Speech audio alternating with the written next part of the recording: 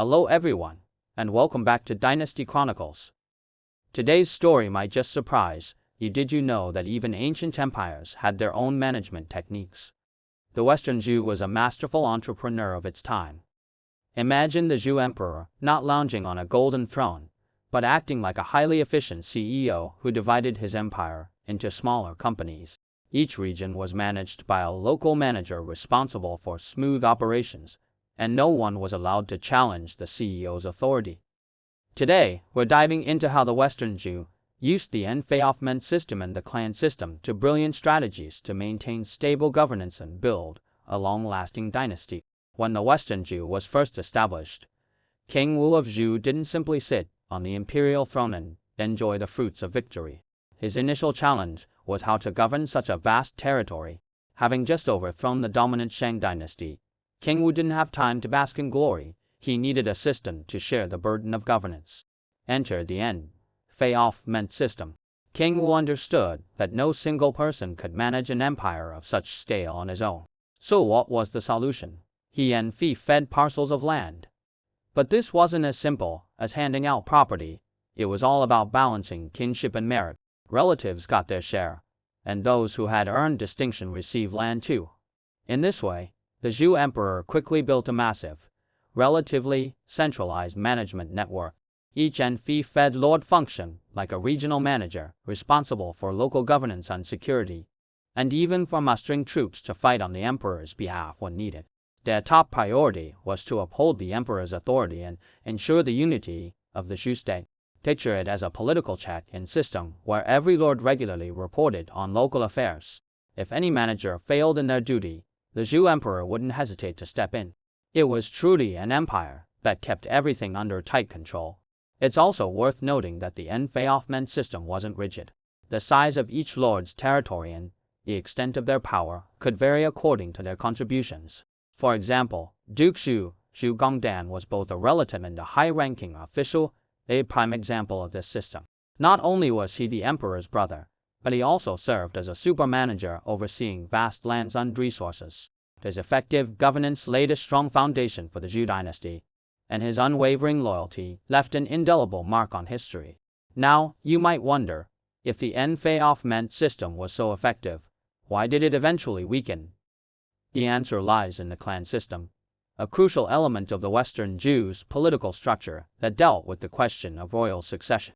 In the Western Zhou, not just anyone could become the emperor. The transfer of power had to follow the bloodline. Think of it like a family business. If you can't clearly decide who the successor should be, chaos is inevitable. The Western Zhou addressed this by establishing a rule of primogeniture. Only the legitimate eldest son could inherit the throne.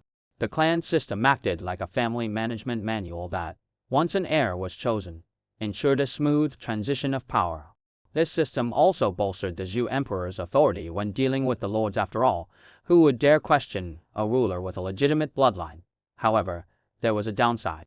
Over time, while this stable bloodline succession kept the throne within the family, it also created challenges in managing the royal household.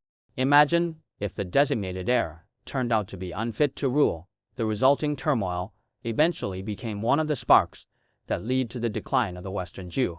Let's move on to the Western Zhou's system of rites and music, a set of protocols that was far more than mere ceremonial formality. These elaborate rituals provided every social class with clear guidelines about their roles, much like a strict corporate code of conduct that immediately tells you who's the boss and who's an employee. For the Zhou emperor, the supreme CEO, the rituals were nothing short of spectacular. Every sacrificial ceremony and banquet had to follow strict, evolving protocols that reinforced his authority. A key symbol in these rituals was the ding, a type of cauldron that was more than just a cooking vessel. It was a powerful emblem of the emperor's mandate.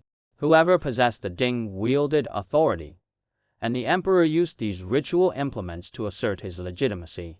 Imagine a grand ceremony, the Zhou emperor, clad in resplendent ceremonial attire and holding his ritual tools, with ministers bowing deeply in respect. It was an awe-inspiring display that both intimidated rivals and solidified internal authority. To sum up, the Enfeoffment system, the clan system, and the system of rites and music might appear straightforward, But they were in fact ingenious political designs.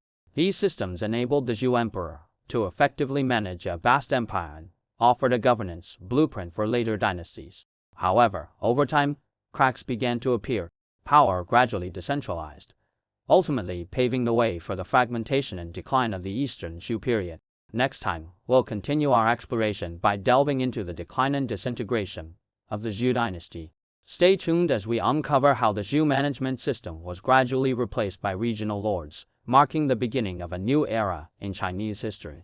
Thank you for watching. If you enjoyed this video, don't forget to like, subscribe, and share.